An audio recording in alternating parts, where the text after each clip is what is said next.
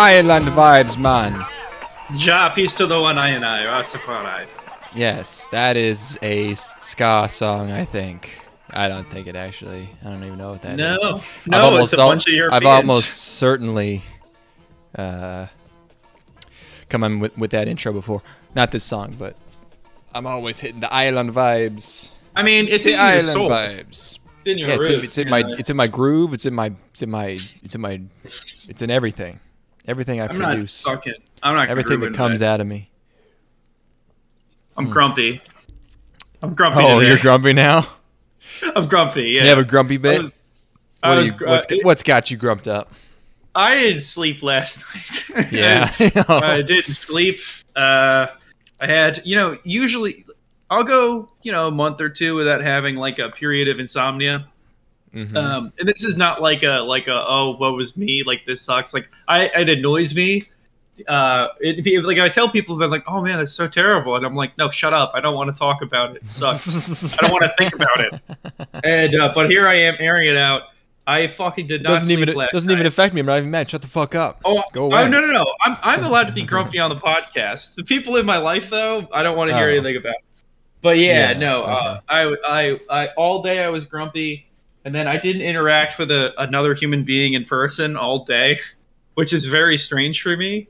Like, I went to the gym, and there was like I was just focused on working out, getting my pump on, and I got a couple of really annoying business phone calls that went nowhere and wasted. Like, I was at the gym and was on the phone for an hour because people kept calling me about shit that didn't amount to anything.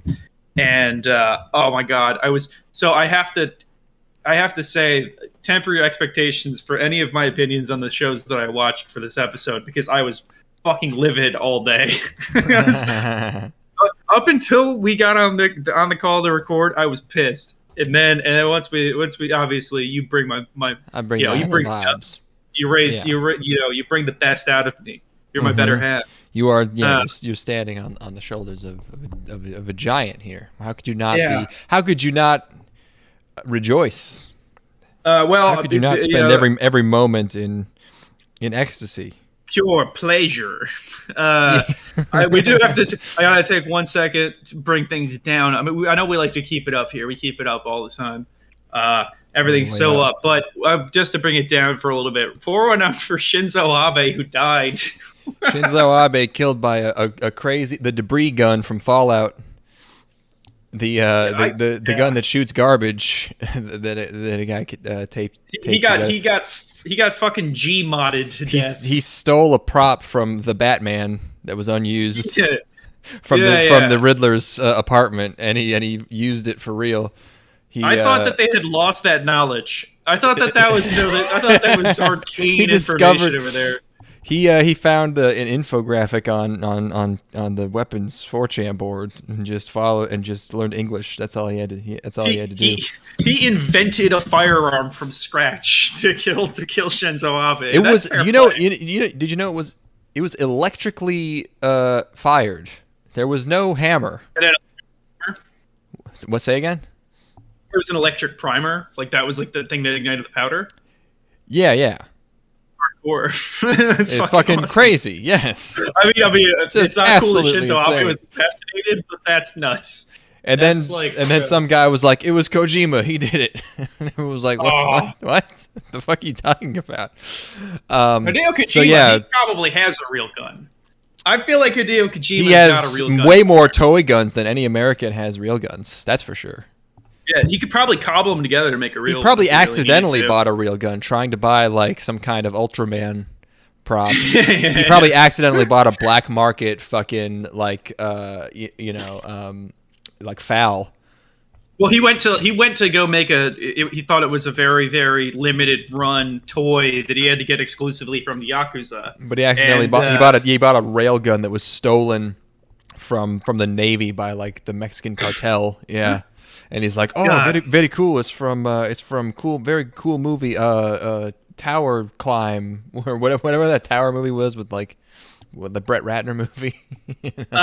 This is from Battle for Los Angeles. Sometimes I fantasize about just running guns into Canada it'd be so easy. I mean, they wouldn't want them is the thing. They'd be like, "Oh no, not for me, bud." But yeah, like you could bring them there. Even better than that, you could do one run to Japan and live like a king for the rest of your life. That'd be a tough run. But imagine if you pull it off. Imagine the value that thing would have, like as in a culture that doesn't have. You could travel anywhere. You could you could walk anywhere you wanted, safely with no fear. Yeah, just things that you already get by being in Japan. Exactly, but you're extra secure. Right. It's actually about the fact that they don't know that. Yeah. Tell me that you were upset about space. So yeah, Japanese ultra nationalist super Hitler Shinzo Abe has been killed. It was so funny that they were like, okay, we got to try and figure out who the fuck this guy is. We only have 30 seconds. We got to post his story. Okay, I'm gonna spin the wheel. He was Hitler. All right, cool. Run it. Run that shit. People don't get that that's all a big gag.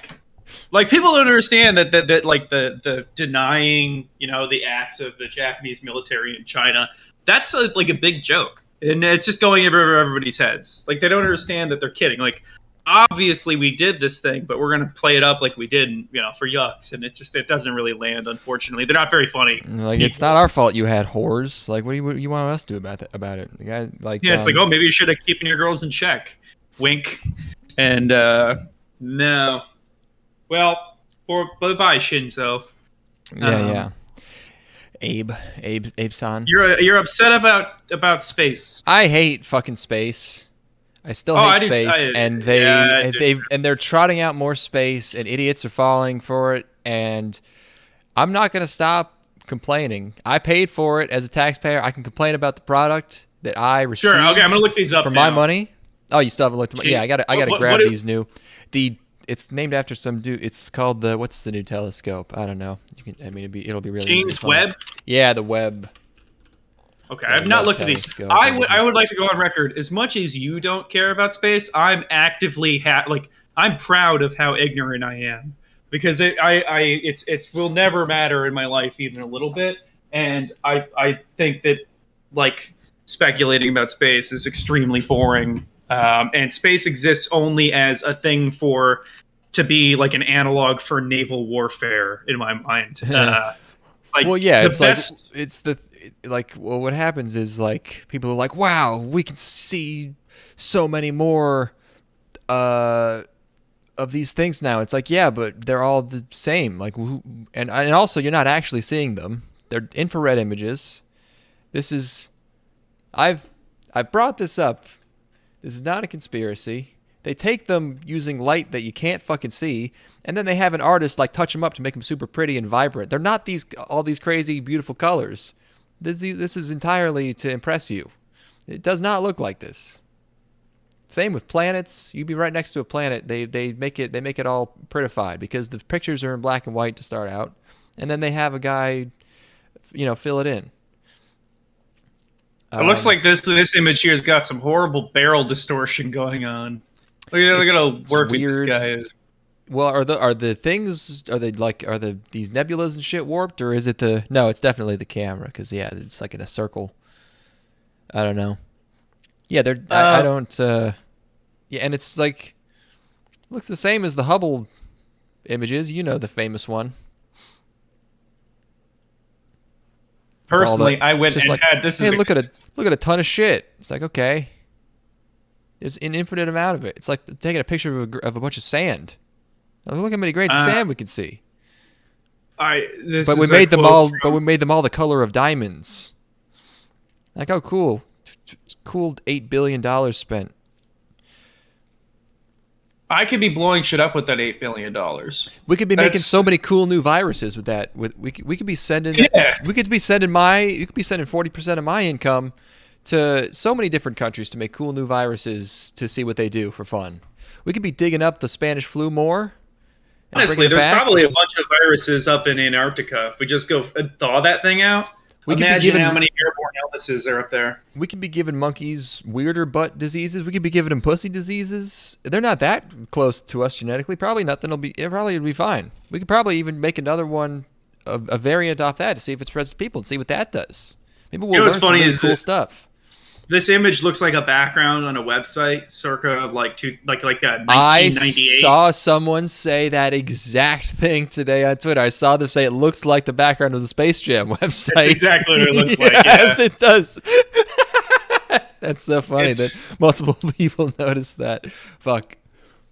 Why? So they're using a 6-lens aperture blade. You guys couldn't have sprung for like a. You couldn't have sprung for like a. I don't know, maybe like 12 aperture blades, because I'm getting these gigantic, obnoxious stars. I actually don't know. Is this telescope even in space, or is it just really big? It's in space. Okay, they put it in space. Okay. Yeah. Okay. Yeah. Oh God, how much? Imagine how many of me could go to Mars. Zero.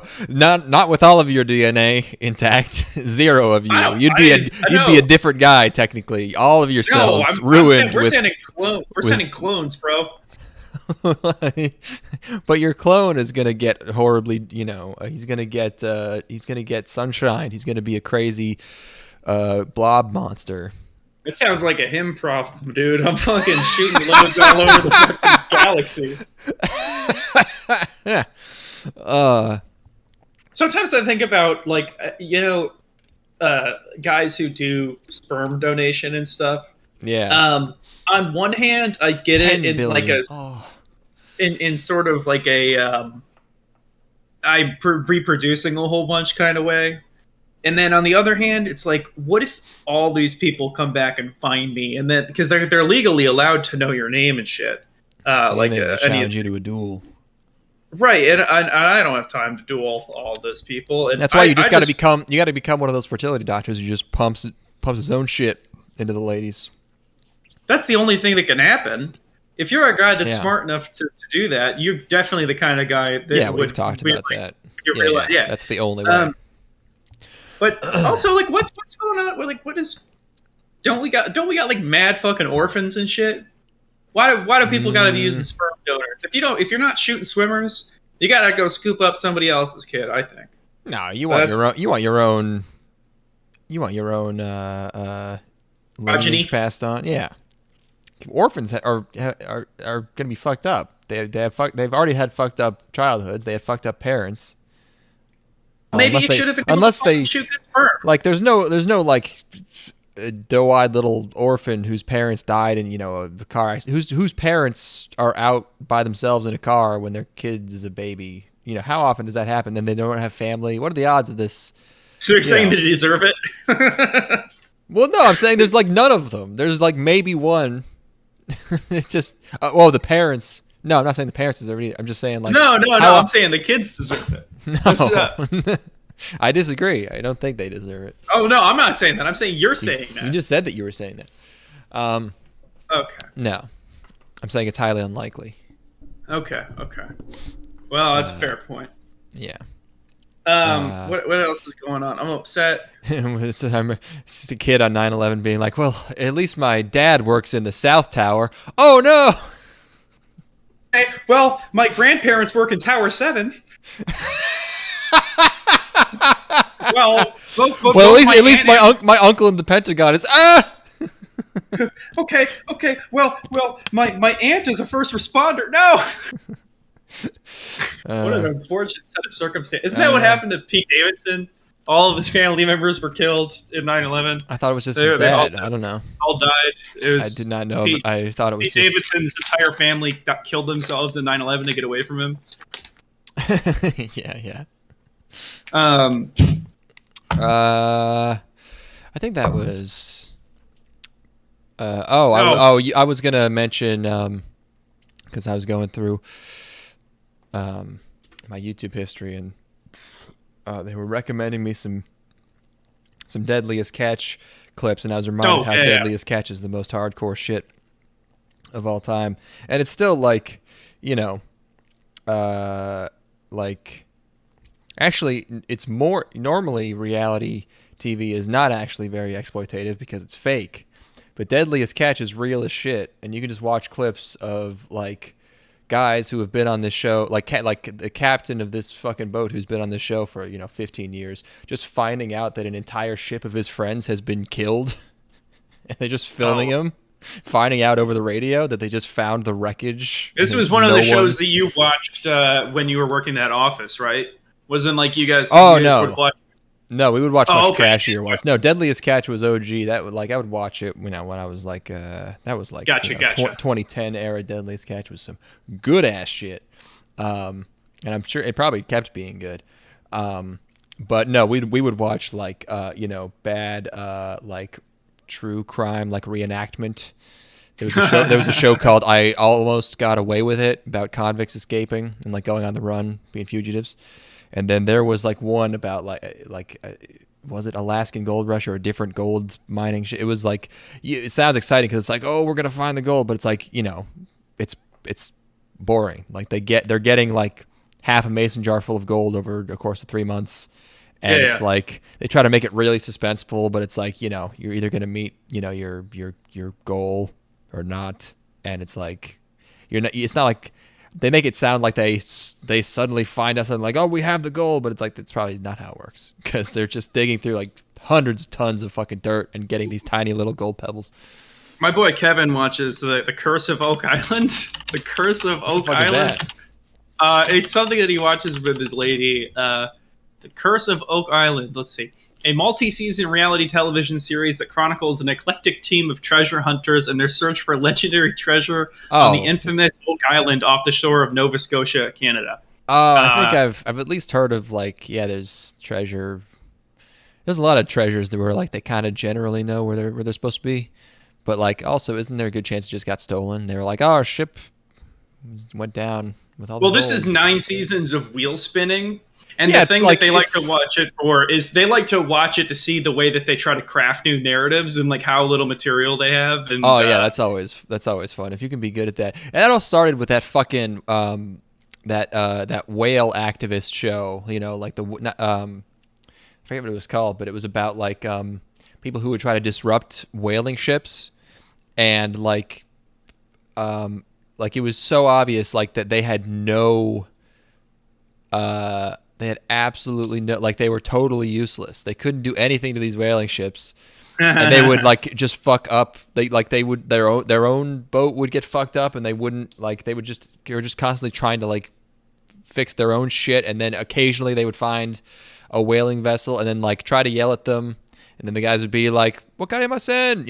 And then like they would try to like they would try to destroy their the propellers with like a big net they had, but then they would just fuck up their own shit with their own boat with the net. Yeah, get pulled into the propellers and fucking have to dive off the end. And they're on this little boat, and the whaling boats are huge, and it's like it was so funny. Just a bunch of fat hippies, like we're fucking gonna get these whaling boats who get like one whale a year, and we're gonna just happen to get them when they're getting the one whale. Like there's you have no chance. You never have any chance. So yeah, they were really trying to stretch on that one. I remember.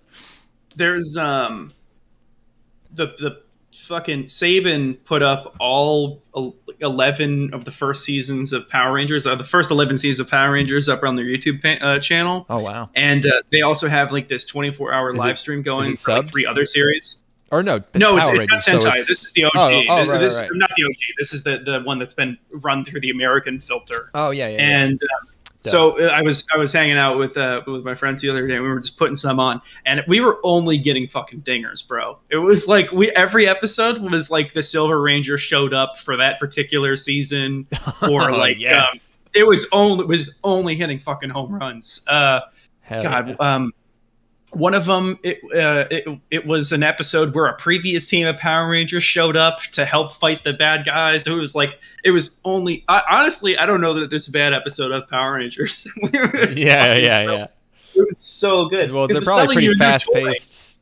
They're fast-paced, and they're selling you a new toy every single episode. You get a new toy all the time. Yeah. Right, exactly. So, yeah, we watched a little bit of that. The one that we really like is Mega Force. Well, Power Rangers in Space is the best one, but Power Rangers Mega Force is the one that has they're able to use the power of old Rangers. So they're like constantly busting out like old suits and stuff. So they're like they would suit up as the OG or whatever. And the guy who's the Red Ranger on that is on the show Bling Empire, which is a reality show about rich Asian people in LA. And he's not an Asian guy, but he's dating one of the girls in the show, and he's like a complete psycho. So whenever I see him on the Power Rangers Megaforce, I'm like, that guy is twisted. It's but we've been having a good time with that. That's totally worth doing if you're like in between watching, something else, or like if you're like you finish a movie and you got some fucking time left, just putting on one of those and seeing whatever they got cooked up, because you really can't go wrong. Some Power Rangers. Yeah, it's great stuff for sure. That's the best place to put that stuff too, because it's like I'm never gonna pay for that, but if you put it up there for free, you'll generate some ad revenue off of me. I will watch 3 episodes in a week across the fucking different series they have up there. Mm-hmm. Yeah. Also, pouring out for my boy Kevin, who the one I was just referring to is watches The Curse of Oak Island. He suffered from something that I had never heard of.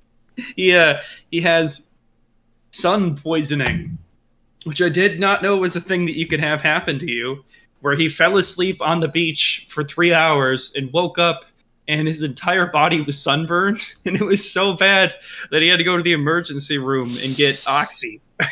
That is some crack-ass shit, but it does sound pretty it's excruciating.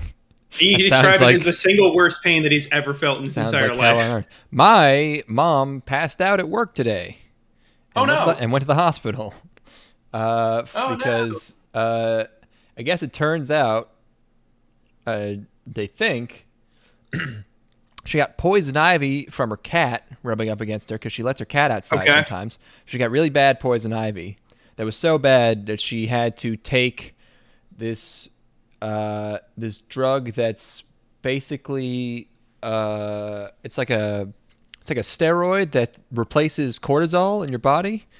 And cortisol is released by your adrenal gland. I was doing all this research today because your mom passed out at work. Because I needed to fucking make sure, because obviously I'm going to find out more about this drug than the doctors know about it in an hour. And so you apparently it differs person to person, but your adrenal gland after a pretty short while is like, all right, I'm peacing out. You got this shit. And then you quit cold turkey and you basically go into withdrawals, and it can cause, I guess, either high or low blood sugar. And so it's probably that. But she was telling me about how she had poison ivy and how she had to like take something for it, and I resisted the urge because I didn't want to be like paranoid, medicine guy, like I don't fucking trust any of that shit. And then of course it's just fucking this crazy anti-inflammatory steroid where like some of the, I mean, I know every drug has like every terrible side effect listed, and you're not actually going to get all of them, but like some of the side effects are like loss of touch with reality, and I'm like, oh, god damn it. My sister went on a steroid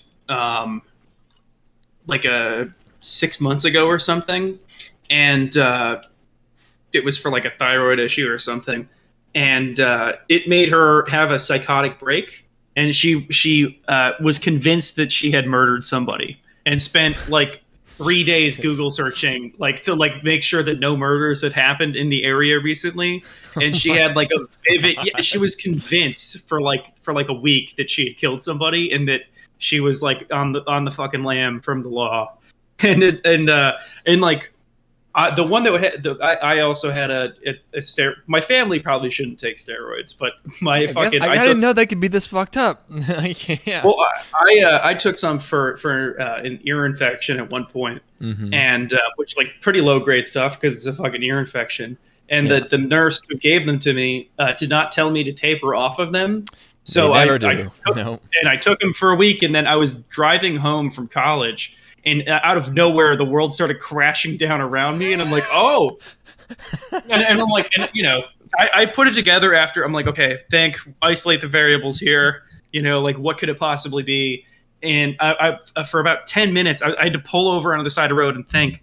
I get out of my car and start walking around, and I'm like, "Okay, what have I eaten? What have I had to drink? am I dehydrated? No. And I'm like, it's the fucking steroids. It's the goddamn steroids. That you mean like you were just having a panic attack?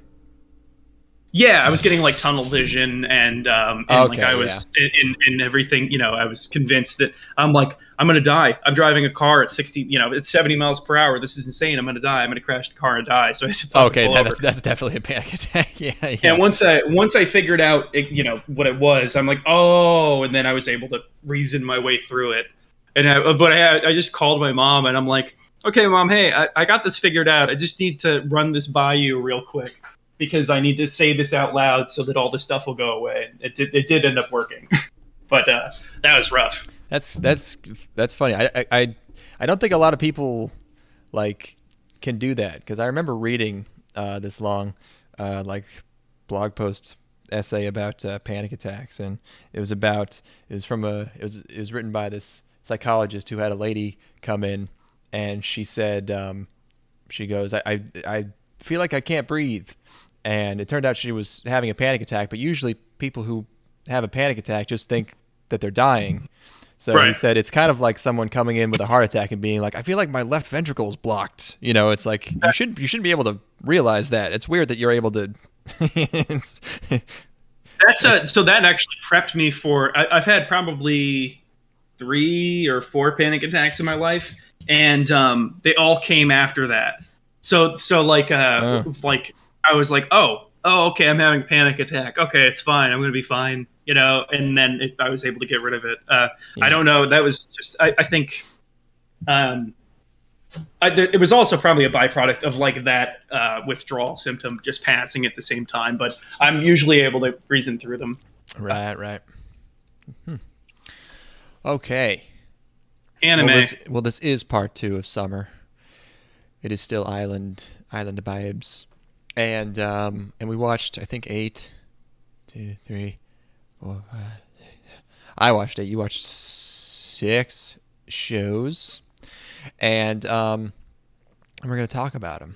Summer Anime 2022.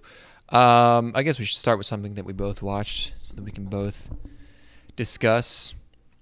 We both watched. Let me get the picks up. We both watched Engage Kiss. That's one of the less funny titles, honestly. I don't even. I like it. I like it. I don't even. I'm trying to. Oh yeah, I guess as a command, it is a funny. Yeah. Now I'm trying to backwards reason. Like, wait, how does that title relate to the show? Let's work through this together as I try to remember what happened in this. Project Engage is a Japanese mixed media project created by Aniplex. A1. There's also a Square Enix game called Engage Kill. Whoa. They replaced the S's with L's. I think that was a joke in Zoe 101. To turn kiss into kill.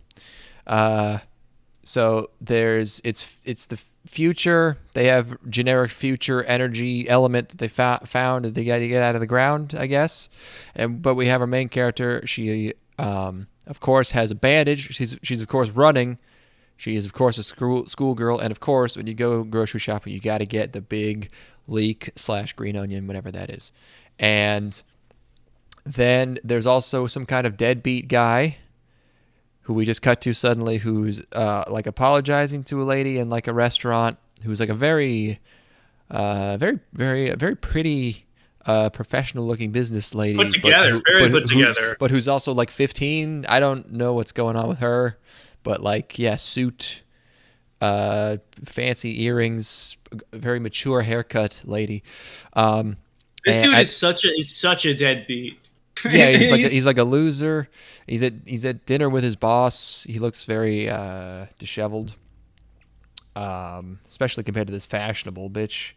And then back in his aparto, the other girl's there. She has kind of a yandere bent. She's a little on the edge there. She has moments. She acts a little cray. And at this point, I'm just wondering, who are these people? Who are these people? Where's my context? Where's any? What's happening? Why I don't understand. It was like, I always have one of these or several of these moments during one of these seasons where I was like, is this me? Am I just like not paying enough attention? Is there something wrong with me? Why do I not know what's going on? And that's one of the ones where I shrink the window. I shrink the window and make sure it's episode 1. And I'm like, and 95% of the time, I'm just like, no, just like something has gone fundamentally wrong here. I was thinking, okay, maybe this is just a harem that's delineating information really weirdly. But yeah, the girl in his apartment that he lives with seems a little crazy. And then they go to fantasy world. I don't even remember this part. Oh yeah, I do remember this part. A VR world, and that's when I said no. Well, yeah. No. Oh wait, actually, hold on. Credit where credit's due. I did like this visual gag where she takes a selfie, and then it's she looks really hot, like, you know, in the show's angle, but then it cuts to the actual picture she took, and she looks completely fucking nuts. Yeah. That was a good bit. And she's doing the red string of fate with him, which is a crazy thing to do. But yeah, then he goes to a panel in virtual reality world where he talks to a fucking what do you call it? A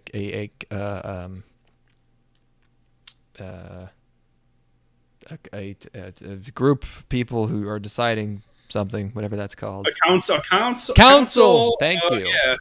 Jesus fucking Christ. And You're good. And so all I have so far is that he's poor and he has like a girlfriend, I guess. We're less than 10 minutes in. And I was like, oh, okay, it's not a harem. There's something called a D hazard. I was like, I'll give you a fucking D hazard. There it is. And then there's action. They're fighting some kind of monster. He like wins a bid to fight the monster or something. He gets saved by his sword girlfriend. Turns out she's the one who does the fighting. I don't need to be spoon-fed every show that I watch. I need fucking 2 lines of dialogue. You could have intrigue. This isn't intrigue. This is like, give me 2 lines of dialogue. Please. I might as well be Hank Hill in this giant dining hall full of robot dogs. Like, what the heck is going on in here? Like, help me out, guys. And then I was like, okay, that's the gimmick, is they have to kiss or something. I don't know. There's animation in it. They animated the fight. She's they would do so like they'll have images in succession to create the illusion of motion.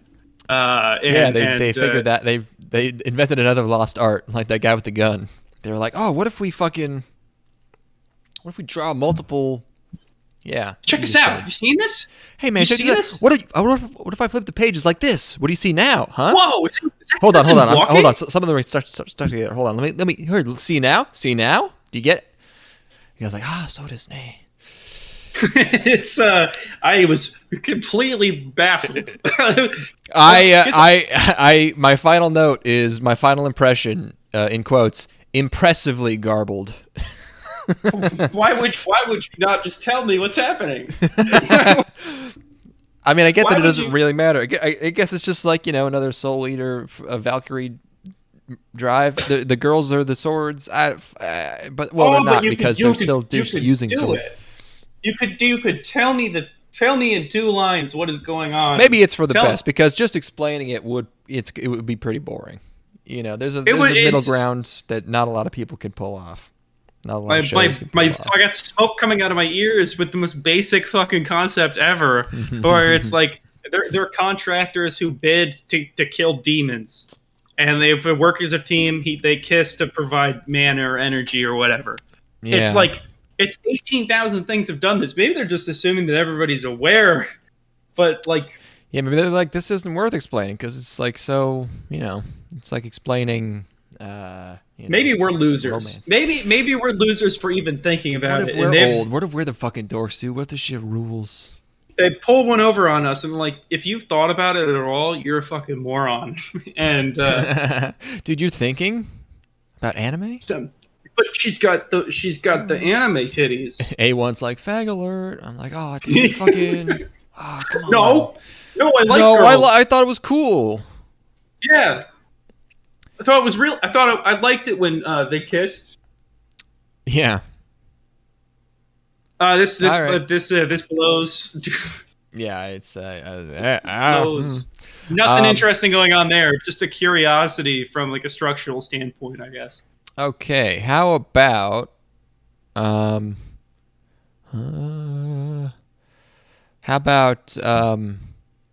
Prima Doll? You asked me before I just looked at this name again. Did I watch a show called before looking at the art? If you had asked me, did you watch a show called Prima Doll for this episode? I'd be like, no. What are you? I remember the name, but I was like, wait, were there dolls in this? What is? The fuck is this? And then it turns out, just 2 in a row. Boy, what the fuck? I was being taken for a ride by this one as well.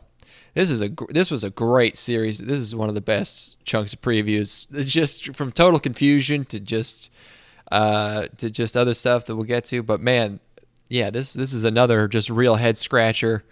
Prima Doll, another Japanese multimedia project. This one's created by Key and Visual Arts.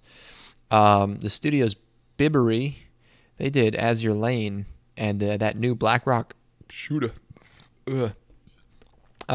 I usually do not like things involving dolls. Rose and Maiden was all right. I don't know.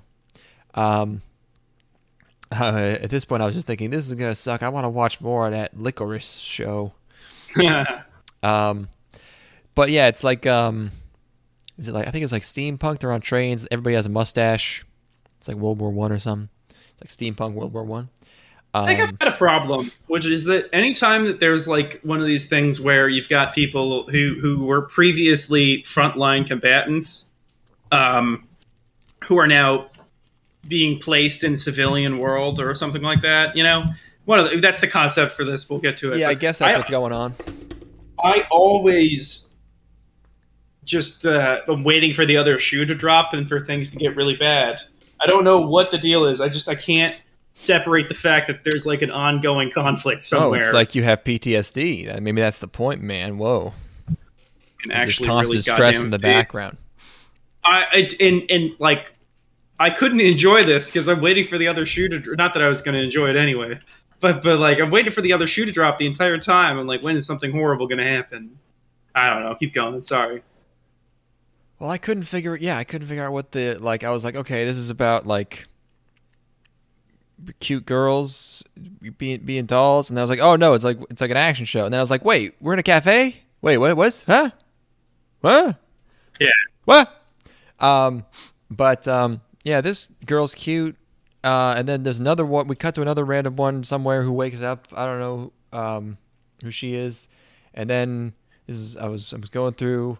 I was thinking. I was just fucking Sherlock, fucking thinking, pushing words out, pulling some in, combining them. I was like, okay, it's a cute girl war machine show. All right.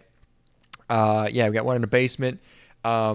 She sings La La La, I think, or someone does. God, singing. She puts on some sandals. Stop dancing. Why are you dancing? You have to sift through the trope spectrum when you're watching this, and you're like, okay, which ones are they bashing together here? What are the concepts that I can relate to? Their outfits are so ornate, and they're such small, cute girls. I'm surprised this wasn't like a Project Number 9 or like a Diomedia show. But it is like, it looks a little too good for like the source material, which is I guess which is what RWBY kind of does. Like Azure Lane looked like weirdly good in some spots. I remember the new Black Rock shooter is very weird. Design wise, but it also had some like weirdly interesting things going on, at least in that first episode. But then they encounter a giant generic robot, and then they defeat the robots with song, which made me laugh really hard because I was like, Ethan's gonna love this fucking shit. Did you like it? Do they sing words the second time? Because the first time she says "La La Lion." I think the second time they sing a song. I don't remember. I fucking hate it. I hate it when they do this. I had forgotten all about this. I had already fucking ejected this one from my memory, and now I'm being brought back through my fucking trauma here. Do not make them sing, please. That's all. I mean, the good news is they don't do a lot of singing, because then we're just suddenly in this fucking cafe. Also, there's so many. They're really showing off their girls. There's like so much of this show are face close-ups. Which girl do you write? Yeah. Do you write this one? How about this? You like small girl? You like small tire girl? And like you said, we were already in so many, tropes. I was like, oh my god, is there seriously a fucking cafe? Are they really in a cafe? What the fuck? Not only what the fuck is happening, but they're also we're also throwing in a cafe, or a cafe with a robot kitchen with robots. The coworker's missing caretaker is in the main character's mechanic's basement, but she's broke. But then she comes back, and then we have this whole other subplot that I think would be sad. But I don't know what the fuck is happening. I was like, this, what's happening here in the show seems like I would be sad about it.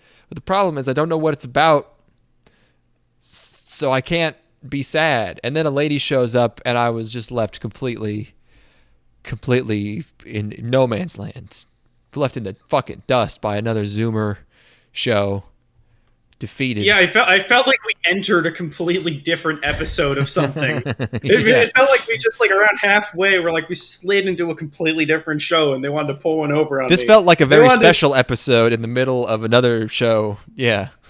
How are they going to try to slide that in on me? I know that you have two completely different shows here. There's the robot ladies that fight show, and then there's the fight through song, and then there's the robot ladies who help little girls with their problems show. And then there's all of this is you can't fool me. These are two different programs. This is like the very emotional episode 8 of this show where she finds her caretaker, and then they spend a whole episode doing nice things together, and then you have this really sad finale, where she has to get shut down forever or whatever. But that's you do that 2/3 of the way into the show to introduce some backstory. That's the Faye Valentine. They have that episode in Cowboy Bebop. She gets her past, or in Space Dandy when he hangs out with the little girl. I think she's a robot too. Something with her. I don't remember. You do that later in the show. Just shoving it into the first episode while we're still introducing characters and shit is wild. And doing it in 5 minutes. Yeah. Yeah, I'm slow on the uptake. So you got to give me some time to get initiated in your world. I don't even understand what's going on yet. And I don't even know what's going on. There's so many new faces. I can only retain so many. Yeah. I just get overwhelmed and I start to cry. So, okay, I'm gonna get too excited for RWBY, so let's go back and just hit me with the one you quickly watched. Talk about the one that only I watched, Kuzu Idol, which is thankfully a little lower energy, not as impressive. Phantom of the Idol, manga, Studio Gokumi. I was like, oh, it's got boys in it though. It's one of those idol shows where there's it starts out with generic narration explaining what idols are. It's idoru, and it's they capture the imaginations of the public and the shining dreams into the shining glittering stage where hopes and dreams are, and it's I know, okay, I get you shake their hands and stuff, you pay money to shake their hands, and it's it's a 2-man idol group, 2-boy idol group, but one of them, he doesn't care. He's not in it for the kira for the sparkling on the stage. No. He's in it for the money, man. He's in it for the cold hard cash. He's not making money, he's out. Second he's not making money anymore, he's gone. Very cynical. And then suddenly a girl shows up, and I was like, oh hey, it's now Toyama. She's another idol, and then it becomes very clear that she's a ghost. I was like, oh, Phantom of the Idol. No one else can see her except Cynical Boy. And then the opening kicks in, and this show is so creatively bankrupt that, visually, that the opening includes such striking visuals like the word idol flashing on the screen. That's great stuff. Man, what I love it. I love that. That's great. Because you know what? Somebody got a paycheck. Somebody got a paycheck here. I want the opening for. I wish the opening of Gurren Lagann had the word like robot. Drill. Yeah. Actually, drill would be kind of actually, if robot drill came up on the screen, that'd be pretty sick. Yeah, drill is a cool word. So that would idol is one of the unfortunate words that is not cool. So it's just what the show's about. Like drill is a motif. You can make use of that in some way. Yeah. That would be a little bit better. The CG for the dancing is not up to snuff, I would say. In shows like, I know that this isn't about really the dancing, and it's not really to show off. You're not showing off cute boys. It's not really an idol show. It's probably more of a drama. But in shows like Love Live, they give the other non-main character idol groups like 2 or 3 girls so that their dance sequences can be drawn, animated. Yeah. And the main characters in this show are 2 guys, and they don't even bother giving them good CG. They just give them both bad. They give them both bad CG. But the ghost of this girl is, anyways, the polar opposite. She was hit by a bus in her prime, but she was in it for real. She was in it for the love of the game. She's about the craft. She was a true idol. Yes, she loved it, and so she they work out a deal. She's going to take over his body, so she gets to be an idol again, and he gets to make money or something. But he's probably going to learn a lesson. They combine. His fans love his newfound energy, and so they buy a bunch more of his merch. He's like psyched about that, and so that's the premise of the show. Sounds like a beautiful relationship. And this is a very funny shot of her just thinking about how she got hit by a bus that one time, and it's her face superimposed over her dead face. She's like, remember that time I got hit by that bus and died? Oh, that was rough. I'm thinking about it. Yeah, that's rough, buddy. Look at. I don't know that I've ever seen that before. That's a new one. That's new one to have somebody reflecting on their own death. Yeah. Well, just like it's like an embarrassing memory, like just having it in the background of their like, I don't want to think about that. How I died in the street, and then there's some bad CG for you. That's a rough one. Before we get into RWBY, I'm gonna go pee real quick. Okay. Unless you feel like you got more on this one. Well, if I have any, I'll do it while you're gone. But probably not much. I don't think I have any other notes. But yeah, Truck Kun strikes again. I think it was a bus, but still, spiritually, I think it's Truck Kun. I think he had to get a different license because he killed too many people with trucks, and when you do that in Japan, you have to they switch you over to buses. I think it's a bad move. I think they should stop doing that. What are the stickers behind him on the wall here? Be careful, I'm watching you. That's a little scary. Vive Austin of Love, Peace, and Unity. Austin of something. Eat me ain't. That's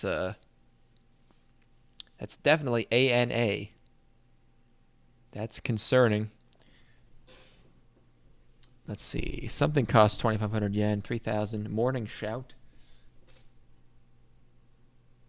Kiss That Summer. That's probably the name of their song or songs. And there's some autographs back there. Yeah, that's what's going on there. I am back. Excellent. It's fine. Real quick. Oh yeah. Before we get into the real meat, let's keep them hanging in suspense here. It's Supplement Watch 2022. We're trying some new. What crazy fucking shit are you getting We're rocking raged some new up on? suppies. We're rocking some new suppies. We got let's see. I've got Boron. I'm taking from a balloon. Spirulina. I think I've heard of that one. And magnesium, but wait, what kind of magnesium? It's got to be. It's got to be glycinate. Magnesium oxide. Do I need to take glycinate? No, you can't absorb magnesium oxide. That's a laxative. No, you only absorb 3% of that. You need to take magnesium glycinate. So it shall be. Yeah. I was wondering why I've been so loose. Have you really? No. Oh, okay. Yeah, I have not been noticing that as a side effect of that. Okay. Yeah, magnesium oxide's useless. Yeah, you need glycinate. Gotcha. Okay. It's good perfect. Yeah. Big old horse pills, though. You got to be ready. I am unafraid of the pill. Okay. And then another thing. It was 105 degrees to here today, which is like every time that I left my apartment, I accepted that I would need to shower as soon as I got back. It's horrible. Yeah. That's not a livable situation. Like I went, okay, let's think. I got up in the morning. Let's see. I had to do some laundry. So that was I got sweaty from that. Then I went to the gym. Got sweaty from that, obviously. I went to the grocery store. You already take like 3 showers a day. You must be fucking dried out. Oh, dude! I mean, my fucking skin is. It's. I get being said, I am in a very humid environment, so it's really like it doesn't really do that. Don't do me that bad. Mm-hmm. That's all. Yeah, I mean, it's I need to recheck. I saw someone, because you know how in the UK they have like quote unquote heat waves that is like 75 degrees 75 Fahrenheit, and like 16 people die. Yeah. I saw someone saying it's going to be 109 degrees in Britain, which means that hundreds of people are going to die. I don't know if that was accurate. If that's true, we could just move. Like there's not going to be a UK anymore. There's not going to be anyone left. If that's fucking the case. Shit. Well, I hope for their sake that's not true. I've been actually able to acclimate here. Like I can handle over 100 pretty well now. But 109 if you're like a limey, Jesus Christ, dude. Yeah. It's been I guess it's been an ongoing heat wave, but that's just kind of every summer. I mean, I get that it's worse than usual. Oh, this is a European heat wave. Okay, so this is like mainly Spain, I guess. Oh yeah. 2 dead in Spain, 3 in Poland. Okay, I want to know about what's going on in the UK. I saw someone saying it's. I don't know why they would. If they were just making that up, that would be a weirdly specific number. 109 degrees. Yeah. Soar past 104 degrees Fahrenheit expected for the first time. The first time ever. Holy shit! That is going to be a catastrophe. That is really distressing for those people. God damn, boy. Oh my God, dude. That is actually crazy. That would be crazy here. Oh, yeah. Up in your neck of the woods? Holy shit. And we live near a lake. You can get in some water, How many times in your entire life have you ever seen it go above 100 up there? 0. Ever. Yeah. Never. No, it doesn't happen. Yeah. I've been in a place where it was over 100 once, one day in Maine. Which is, but I was upstate. I was up in the mountains, a week and a half ago. It was straight up like cold. It was like cold most of the day because it was like windy and like 70. And if you weren't in the sun, you like had to wear a long sleeve shirt. in July. So yeah, we don't get that shit here. Oh, good luck, you limey fucks. I hope too many of you don't die. I hope. You're gonna lose a lot of geezers. Wait a minute, that queen hasn't snuffed it yet, right? No, she's still kicking, but she probably has. Yeah, they have a special ice tomb for her. She has a coffin that she sleeps in. But yeah, that's nuts. Anyways, RWBY. I was psyched for RWBY, man. And RWBY, Hyousetsu Teikoku, RWBY, Ice Queen Dom. You really put the Dom in Queen Dom. I was really hoping this was just straight up not for newcomers. Just like after 10 years of RWBY or however long it's been. Yeah. Not as baffling actually as the previous two shows. So, still just like a mess. But RWBY being animated by Shaft. Who knew we would reach this point? Well, this is the lowest point. What a fucking world. We're keeping it up, but they're getting low. I mean, Shaft has done some pretty awful shit. The whole time watching this, I was like, because there's so many funny ways to introduce the concept of what RWBY is. So I was just doing a Mike Stoklasa like narration.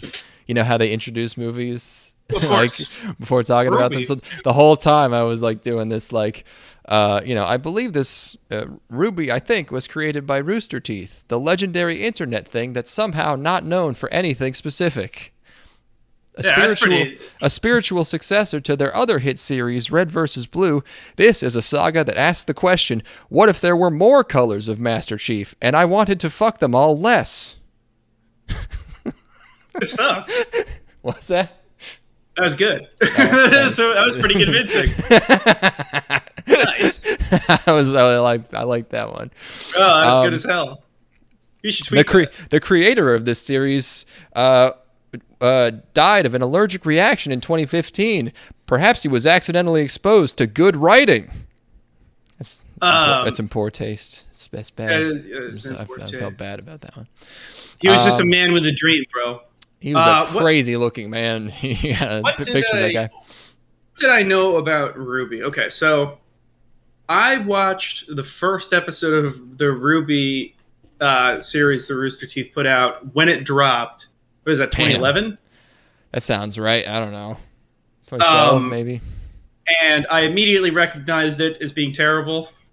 And I'm sorry, just like this is I'm going to try not to judge too many things by this metric from now on, but this is definitely something that could have been written by GPT-3.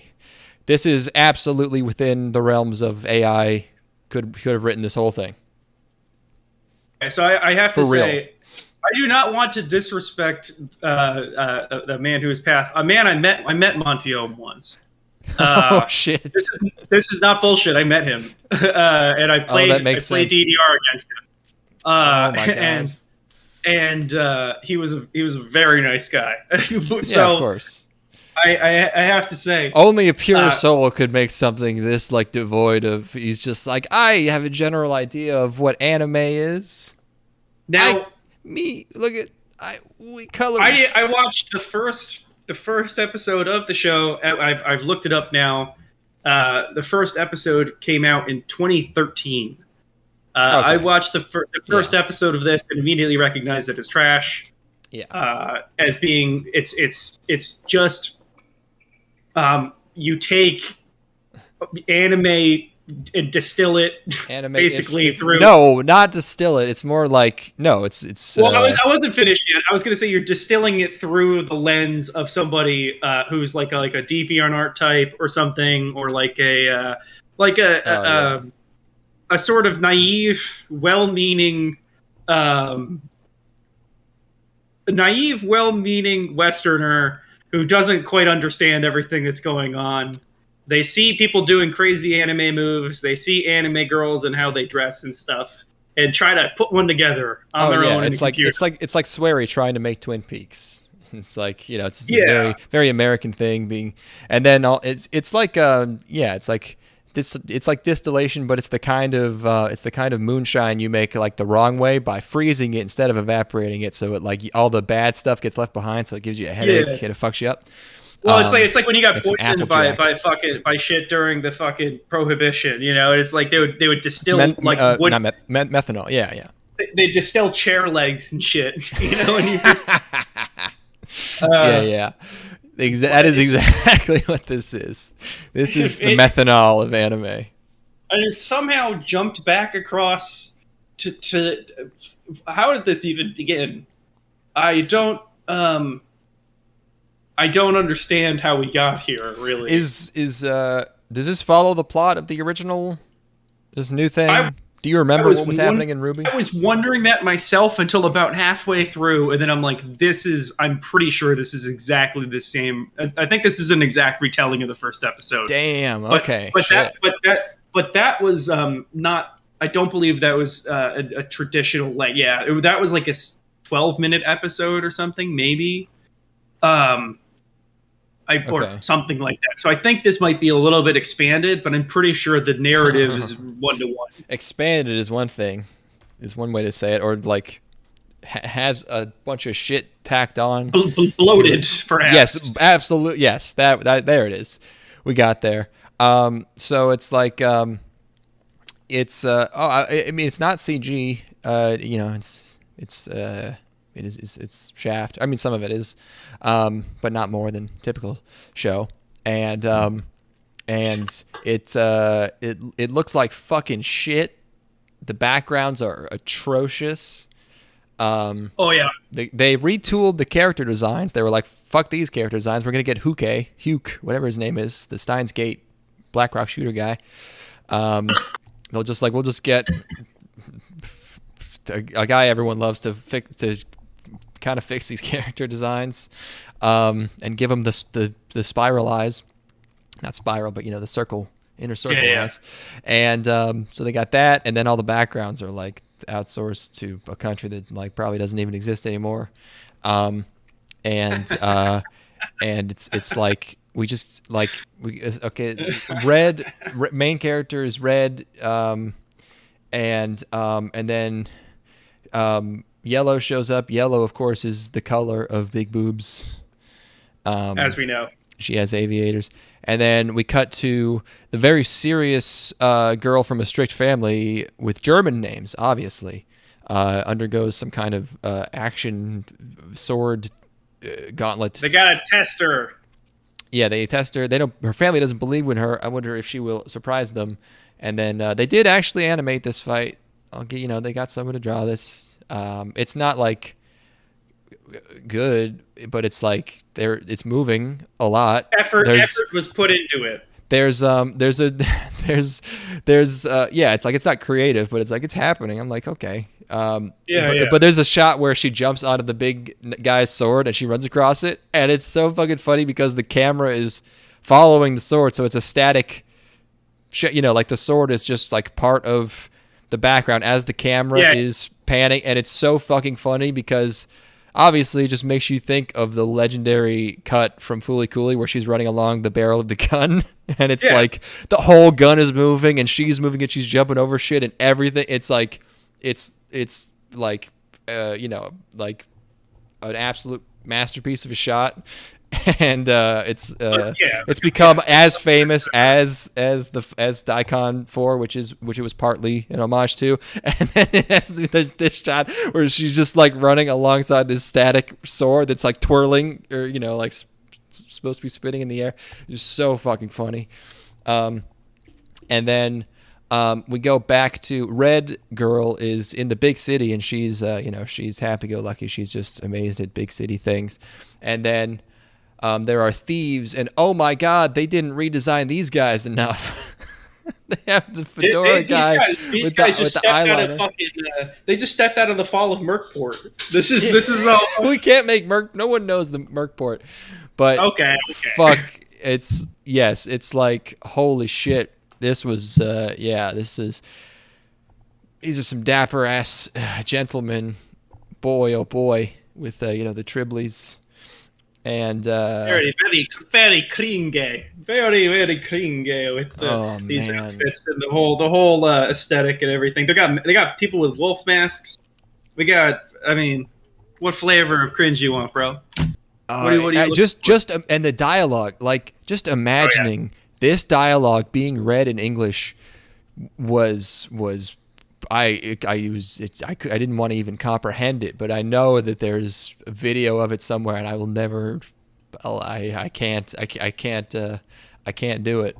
I think I've met 2 people in my entire life that watched RWBY. One of them was I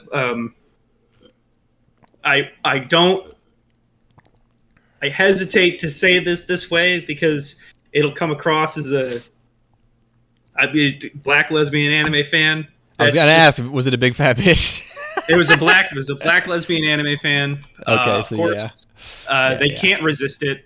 I can't blame. Yeah, it's like how it's like it's like when a cartoon character like smells something and then just starts floating towards it. Like they can't help it, dude. I don't blame them for liking this. I don't understand. There's just something like they're just wired a little differently than I am. I like girls, but black. I think now that I think about it, both of them were. One of them was black girl anime fan and was not lesbian, and then the other one was a lesbian. If you had shown them, actually, it was probably before Hoseki no Kuni, but if you had shown them Hoseki no Kuni, they would have blown their fucking minds, dude. Land of the Lustrous would have. You want some color coded fucking girls, but actually have a good show. Holy shit, dude! And it's also CG. So yeah, there's generic. I'm friends with one of them on social media. I'll see if she's because the people who do that are the kinds that post these images on social media too. It's not like just like a thing that they keep to themselves. It's like they're going images of them chomping a cigar and in bad cosplay with a feathered cap. Not like this, but I'm saying like. They're definitely the type that would put up pictures of like their favorite character from Hoseki no Kuni, He's so cool. Yeah. Yeah. So yeah, there's generic bad guy thieves, and then we have our very obvious like actual centerpiece action scene. That's like it's like looks good but so out of place from the rest of the episode that it's like all right, you clearly just kicked it into 8th gear for that one from second, so kind of experiencing some G-forces here. And I also found it very funny how they kept talking about dust, like they were raiding a train full of dust, and I was like, hell yeah, dude, we can't do the whole bag tonight because otherwise I'm not going to remember and it's going to be a whole waste, so we got to delineate it in a little. We need to hide it. We need to go fucking crazy. This is pretty Eben. The way that she pulls out her big scythe. Scythe. It's super epic. And then at the end, it's just like, oh, okay, we're just going to school. We're just going to magic action school.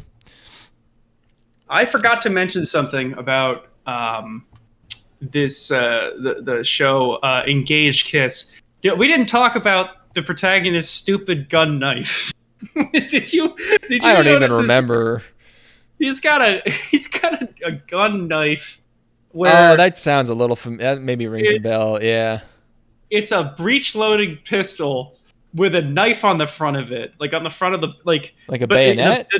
Not like a bayonet. The knife extends down to like where you would, like, where you would have like Picatinny rail to attach stuff.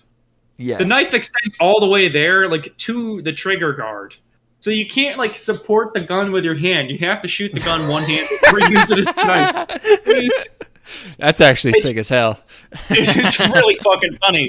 And thinking about it, the fact that it's like a break open, not a breech loader. It's a break open. Single barrel shotgun style pistol. So you can't you have to snap it up. You can't use your hand to close it because you'll touch the knife.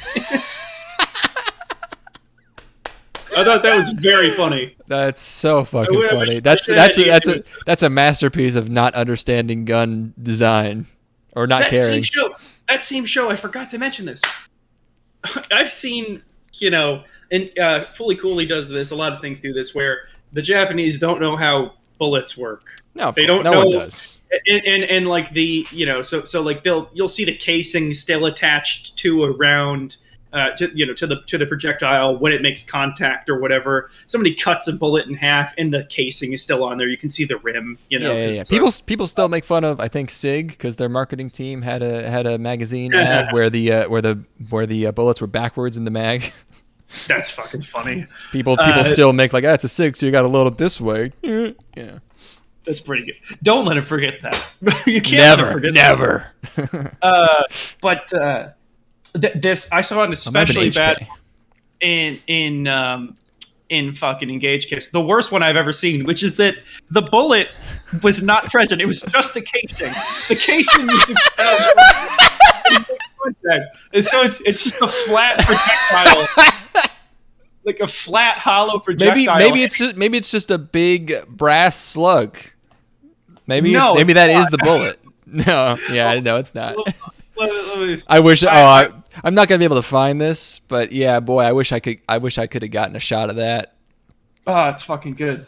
Is that during the fight? I mean, it's got to be towards the end.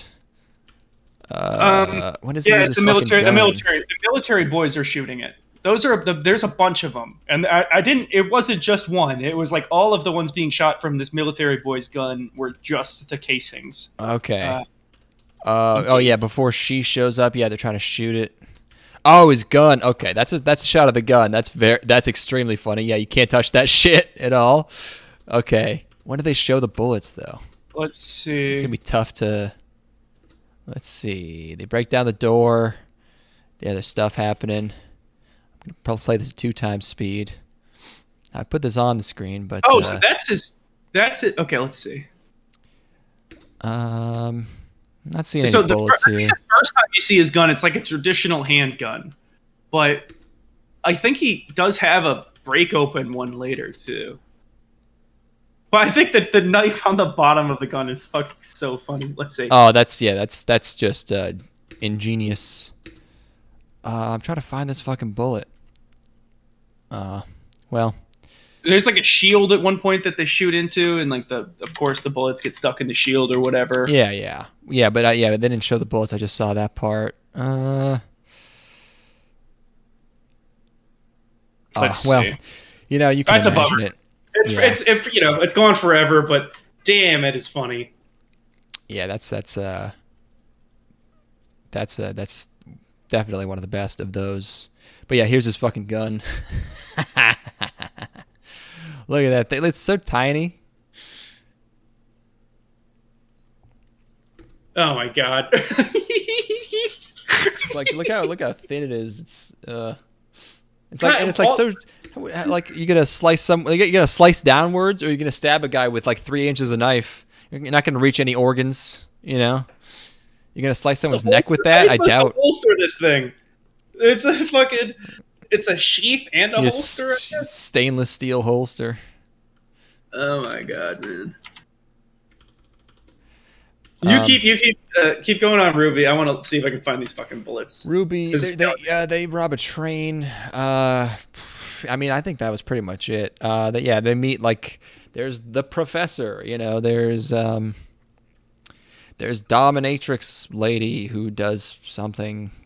Oh yeah, they're hunters, I guess is the thing they do.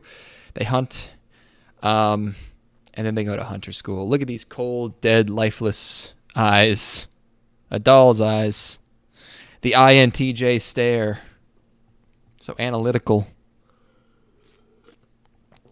That dude's glasses are so fucking...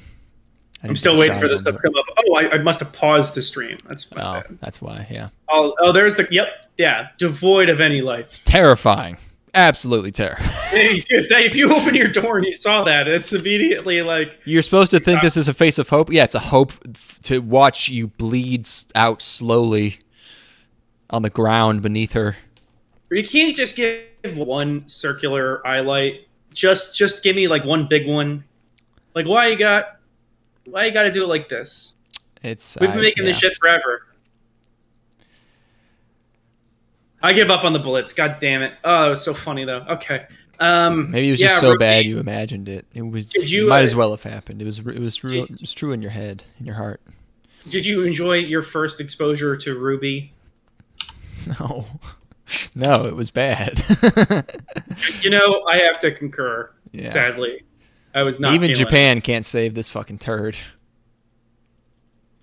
Especially not at so many years after people have been waiting for more Land of the Lustrous, and you give people color-coded girls, it's not going to go well. With and I mean they're not actually gems, but the name's RWBY, so it reminded me at least a little. Okay, Yurei Deco. This is I'm glad. This is a fun one.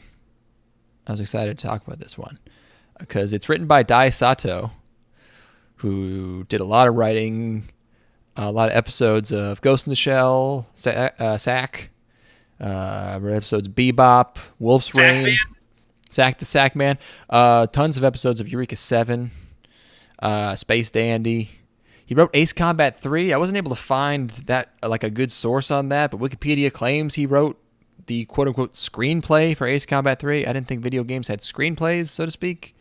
But it seems like he worked on it. I don't know. Ace Combat 3. If you're just writing on Eden of the East, Ergo Proxy. This guy, he gets around. He's like he's the intellectual, like, just not in a bad way, but he's like the Reddit guy. He's like writing the not moe, like I'm writing the smart shit. Well, Eureka 7 has a cute girl, I guess. I don't know.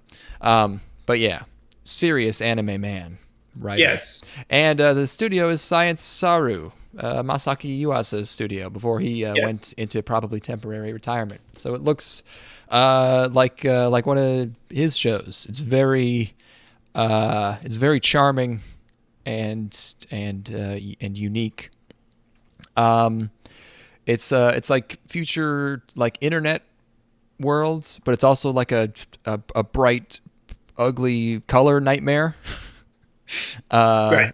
And they managed to pull this off, I think, pretty well, in that it's like a very pretty interesting and creative world, but it's also extremely ugly, but without being like unpleasant to make me not want to watch the show.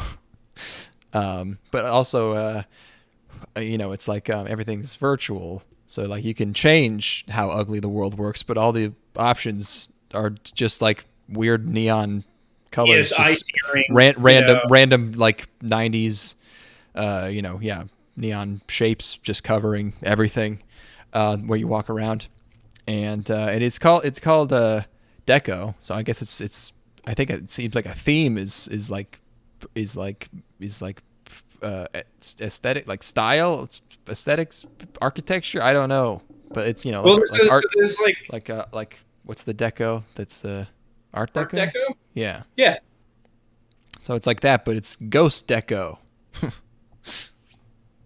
So the location is called Tom Sawyer. They're on Tom Sawyer Island? Yeah. Yes. The island of Tom Sawyer. So there's somebody that has the fucking Science Saru grin, I was trying to think who that grin reminded me of. Yeah. It's like he looks like the little brat boy from Kill la Kill, or she, I think it's a girl. Yeah. But also there was something that was bothering me. I was like, where have I seen that exact like cape with grin and goggles? I don't know. I like it's definitely it's been around, It's like been floating around, yeah. And the character's name is Hack, which to me I think evokes. I mean, okay, here I'm looking at the names right now. Hack, Barry, and Finn. So we've got Tom Sawyer is the name of the fucking island, and then we've got Hack, who's obviously like a Huck, and then Barry and Finn. That's I'm like, where is all this going? Like, is this going to? I mean, so I guess. Yeah, is it like yeah, it could just be them throwing shit at the wall, or it could there could be everything could be planned. This first episode here, I found it pretty inconsistent. Like the first few minutes of the show, first of all, they it's good. It's like showing you the city, but it's also establishing this backstory, like this mythology they have, where like they killed God basically, and then turned him into a peacock or something.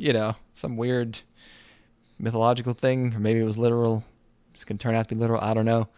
There's like a big robot, and they killed him, or a giant, and then there's this really great scene where it's kind of like there's kind of like what's his face, but like Summer Wars vibes, where they're like in virtual world, but they have avatars, and it's all very like bright, colorful, and they're all in this classroom, and they establish all this information through this dialogue that's really dense, but it's like really it's really well done, where they establish all this information, and but it's engaging, and it's not overwhelming, and they show you a lot of stuff visually, how they're able to create stuff, but it's not but they also establish that you need a certain amount of skill to do it.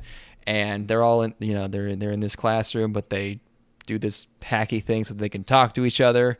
And then also the teacher's explaining stuff where you're also learning stuff, and it's great. Yes. And so it's like, I was like, man, this script is really like dense and really fucking like well laid out and has a great rhythm to it. And then later in the episode, there's just some really weird sparse parts where it's like, there's a scene where it's like, the main girl is looking for this mysterious hacker, and then she just immediately finds the hacker, and then she goes back to her friends at this like unspecified time and unspecified place to talk to them, to seemingly just remind you that these characters exist. And she goes back out in an unspecified time and immediately finds the hacker that no one can find again, and it's just like kind of nothing happening for a few minutes. It's kind of weird. Well, I mean, how much of that is because of the fact that these environments don't necessarily need to be like in the same place? Like she, if she's putting herself out there digitally, can't they just talk to each other over? Yeah, weird. Maybe that's just the way that their communication happens. Is like they just jump into these. They're not sending text messages. They're just jumping into these rooms to communicate. They have like their hideout, and it's like she briefly pops. It's like if somebody was jumping around Discord servers. It's like maybe that wasn't actually literally happening. They've got stuff going on, and then you go back to the hacker's space, Yeah, it was just laid out weird. It seemed a little clumsy. But yeah, this hacker is like, and it's all this it's like this, it's supposed to be this like utopia where like everything revolves around love, but love is also like a currency, and it's like a social media thing where you like literally get love points by posting things people like and just doing stuff, and also you inherit it apparently. And so that's what this hacker is going around and like somehow tricking people and like imitating and like putting them into like hallucinatory virtual spaces where they play off of like their insecurities and like steal all their love from them, so they get less love points. And when you lose all your love points, you lose all your cool clothes and all the outfits you've gotten from your PlayStation Home fucking money, from your metaverse cash. So and then it's just our main girl, who is also red. Red is the main character color, like I said, and she really wants to find this hacker, and who they call the Phantom of Zero or something. They call it Zero. Phantom Zero. Yeah, which I think is an interesting concept because like it's like this kind. I don't know how to describe it, but it's just like, kind of just a person who just lives completely outside of this system. I don't know. But it's like it could legitimately end up just being like evil, or it could be like it could be the spirit of rebellion, the spirit of it could be it could be metaphorical, or it could be like they're all in like cryo sleep in space, and this is like someone trying to it could be anything, but it's some kind of weird outside force that's like intruding upon this. But it's also may or may not exist. But it's also it could be true actual love, where because it's kind of commoditized in this world, or it could actually just be like nihilism. So it's like it is actually genuinely kind of mysterious, kind of interesting. And it turns out, this hacker, this scamp, is not the Zero. They end up meeting the actual Zero, which to me very much reminded me of the guy from Lane. Remember how he looked? He had this like hair. He had this very similar design, kind of aping that. But also crazy to just meet like this mysterious force in the first episode. I don't know where it's going from here. I like it. I like it. Yeah, it's. I hope they fucking know what they're doing, because this could fall on its face real easy. But they could have a lot more stuff planned. I don't know. Yeah, I mean, it also could be a thing of like you spend you get a glimpse, and then you spend the rest of the show trying to find it again, or whatever. Or it's or that's not the actual Zero, or it's an imitator. Who knows? Yeah. Who knows? Yeah. So yeah, it's very exciting though. World building.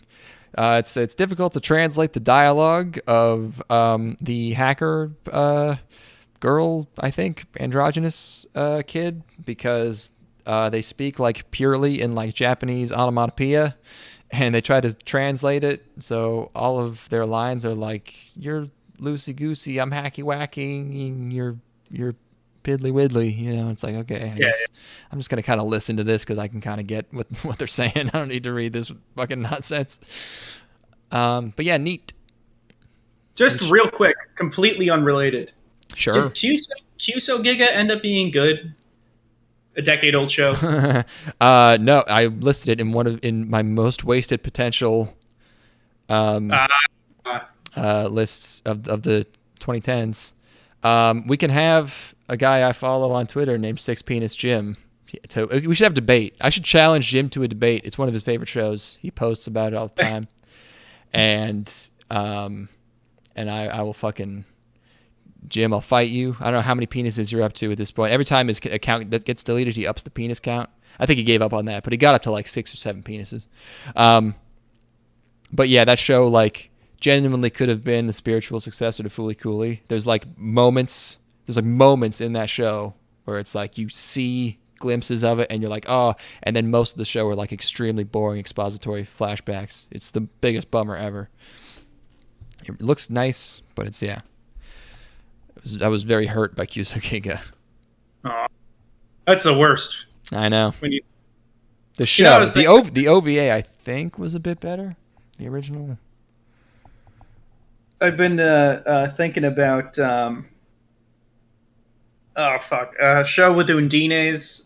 They'd be fucking. What? The shows where the gondolas, the girls that are Undines. Oh, Aria. I was thinking about that recently, and like, fuck, Yeah. that was. What a chill ass time it was watching that show. That was delightful. That genuinely stuck with me, because I was also thinking about Robot Girl Cafe. Also a very chill show. We watched it last year, I think. It's the robot that's throwing me off. Wait, Robot Girl Cafe. Hold on. There's a lot of Girl Cafe shit. Robot. And we watched it. Wait. What the fuck? Mahou Romantic. That's not a cafe. She was a maid. She was in his house. Yeah, sorry. We've been in the fucking we've been in the everything has a cafe. So my memory's been tainted. No, she was not. She was a good cook, but she was no. Yeah. She was his maid. I was like, he can't be talking about Mahou Romantic because that's not a cafe. I think that was good. Aria really stuck with me a lot more, though. That's like a very particular singular show, I think. Oh, and there's so much more of it. Yeah, no, Aria is people go crazy over Aria. I'm sure I will when I watch the rest of that shit. Yeah, I was extremely like. I don't want to say moved, but I was affected by it, if that makes sense. I'm afraid to watch more of it because I know, like, when there's no more, I'm gonna be so sad that I don't get to be there anymore. Yeah, I don't get to be in there. I want to go to there. The second season is 24 episodes, and then there's a bunch of OVAs, and then there's like movies. So there's a lot. I'll save that, and if I ever need like surgery and I'm on a bunch of opioids or something, that'll be so that you don't remember it, so you can always watch it again. Yeah, or like if I fall down like a weed hole at some point, where I'm like, I want to start smoking weed again. And then for some reason I was imagining you literally falling into like a trap door in the forest ground. like it's fucking like Sorcerer's Stone. I'm going and you're like, well, I have Arya on my phone here. And you just start watching it while you're in a Vietnam bamboo spike pit. I'm home. There's like snakes. I'm impaled. Yeah. That's the other thing I was gonna say about Yurei Deco is also a very it seems like they're deliberately trying to keep it very chill, particularly with the music. There's like the music is all very like trance housey. Like there's no hard percussion. It's like all very like bouncy and smooth and soft. There's no like. They reminded me of like 80s. Almost there's almost stuff that's like evoking vaporwave at one point. I said the whole show was like a Windows XP screensaver. Yeah, it's when she's like in her bedroom or whatever. Vaporwavy for sure. The music, yeah. I liked it. It's not the most blow me away. Sometimes we watch something we're like excellent, and this is a sort of lukewarm to positive response where I'm like, I am interested. I'm interested. Definitely. Okay. Yes.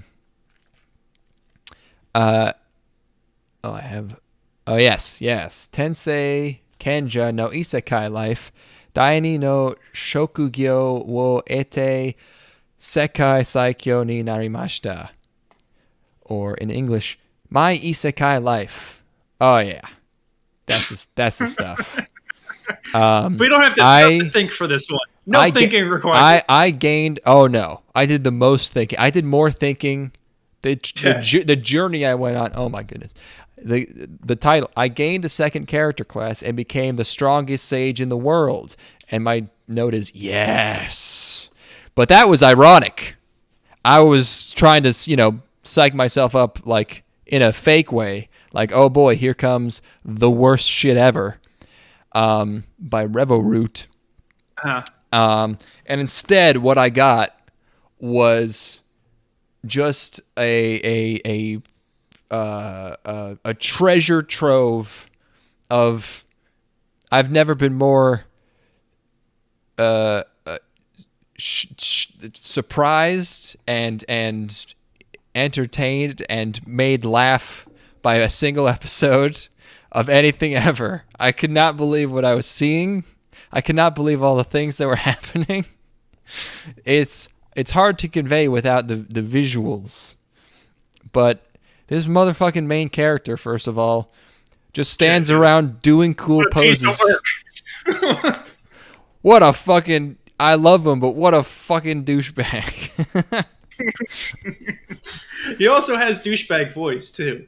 He's got just the most fucking like even sort of it's a main character voice without any character, Yeah. You know what it reminds me of? It's the cool guy equivalent of the main character from Engage Kiss. Where Engage Kiss is a main character in that sort of porny, like making out with a girl setting that has no character. This is fantasy that has no character. We have a perfect example. It's just like they commit so hard to him being cool. They're like he's doing crazy poses where his arms are like way out at his sides, and he's always like you can't see his eyes because they're obscured by his hair, and he's doing hacker moves, but he's like doing crazy like like CSI hacking, but instead of screens they're all magic circles, and he's linking all the spells together. And he's like, if I do this I can link and then I can project it outward from the shield, and he's like doing Minority Report shit. And it was so fucking funny, and there's so much more to it that happens. I do unironically I love the slimes.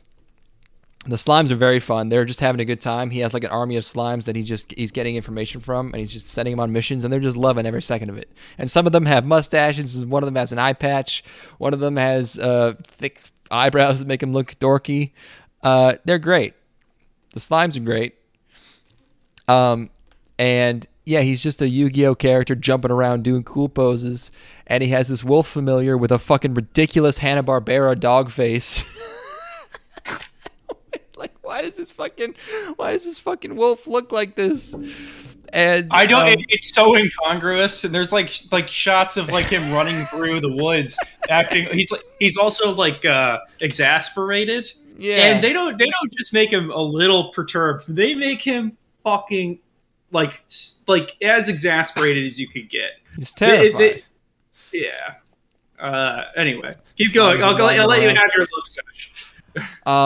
He just like there's all of these just sudden cuts to like very dramatic faces with more detail than they had for like the rest of the episode, to the where it's like straight up like a comedic thing, but I don't think they're doing it on purpose. And he's just a what is he, like a herder or whatever they, he's a peasant, but he collected all of the magical flowers, and everyone's like, how did you do this? And I love the fact that like everyone's just kind of weirded out by him, instead of like normally they'd hate him for no reason and like run him out of town, or they would like not believe him and they would like laugh at him or bully him or something. Everyone's just like, dude, like someone just bringing a bag of gold bars into your fucking local tavern, and then he has to save the whole town from monsters from the resistance games, and he has a little magic circle on his ear that looks like a headphone. And then he has a girl who shows up in the woods, and we don't know who she is. But she looks exactly like Kirika from Symphogear, and she's just there to do whatever. And then there's a guy who has a magical cyanide pill that he uses to die. And meanwhile, the slimes are just having a fun old time. Crazy super hacking, and then there's this zoom in on his on his face where he's gonna do the crazy spell a second time. Oh my god, dude! I was in heaven. You can't do the spell a second time. How does she know? She didn't know he could do it the first time. She's like, you can't do it a second time. He does it a second time. He has like negative 5 million mana or whatever. They show his mana in the red, and it is like, I used my health points for mana. And it's like, wait a minute, you're still way in the deficit. Overdrafted.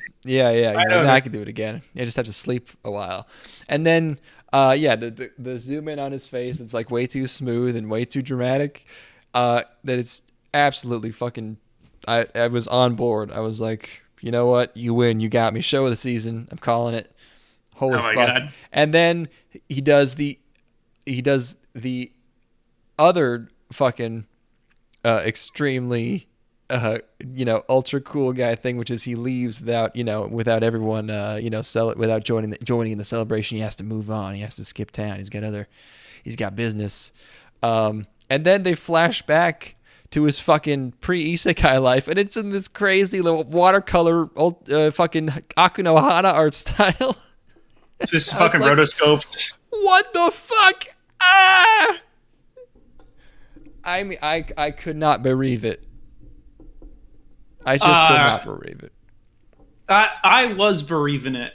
You have to recall that I was cranky going into these. You were a little cranked up. I was cranky. So when I saw Isekai show, I may have not allowed myself to get entirely invested in it, and I may have just been pouting the entire time. Yeah. Well, I'm very glad that you got a lot of enjoyment out of this show. I found certain. I had funny. My expectations. I was like, I was ready to just be like, oh boy, I've just got to get through this. But it just kept doing things where I was like, wow, they are going for this one for some reason. Look at that dog. Look at Wait him. for it to come up here. His hair is too big. His arms are always so far out. He looks manic. The dog looks fucking manic. The dog looks cracked out of its fucking mind. It looks crazy. Yeah, you can put that dog down. The dog's name is Proud Wolf. You can't let that. His arms are so long. He has what's the he has like Code Geass length arms. It's nuts. Clamp arms. What is it? What's with the belt that goes from his jacket? It just loops around his back. What is that? It's for cool guy shit. Seems inconvenient. They clamp onto his nipples. So he's got. Let's look at this. He got a yellow T-shirt with like a cardigan over top of it. Yeah, like some kind of vest or sweater with big buttons. Which is long sleeved. Then he has a short sleeved jacket with the belt that attaches to itself. With the big wide collar, with the huge collar that goes like around your shoulders. This design is absolutely fucked because he's got two different. He's got navy with royal blue, and then he's got orange, and then like a safety yellow kind of color too. This is all fucked. Yeah, he's got like orange pants. He's got tasteful like navy blue sweater, but then he has card fight bright blue jacket. This is like in a video game where you have two people standing in the same spot and they're kind of clipping into each other, or like you tried to load textures in at the same time in Skyrim and they're kind of like a little broken. Item missing. Really, if you get the jacket, if you remove the jacket from the equation, I think we're okay. It's just a lot to take in. It's a lot. I'm surprised he only has that many belts. It's a crazy belt, but at least he's only got one belt. This is a 7-year-old's idea of what an anime character dresses like. This is from somebody's notebook. This is how an anime character dresses like. This is true. This is canon now. The That's dog very is true. Its pupils It's freaking me out. It's fucking. Someone drew that and was like, "Yeah, our dog's here." Like he's looking at him like he's trying to like. It's. I don't. The look is like he's just gonna fucking tear his throat out or try and fuck him. He's like, this dumb fuck doesn't realize that I got the drop on this guy. He's done. Oh my god, hold on. This is giving me Koto vibes. It's just crazy. Like he's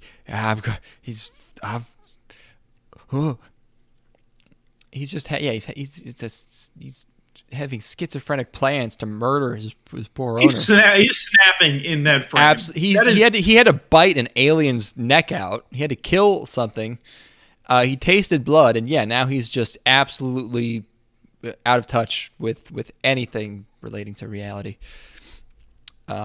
Very sad. Combined with how this is a lot in one image because we got the smiling slime. I'm telling you, we got this face protagonist, and then this is a lot to take in. So good. So in short, lol. Very nice. Very nice. Okay, so did you watch Kinsou no Vermeil? I watched Kinsou no Vermeil. Okay. So that's the one that I watched.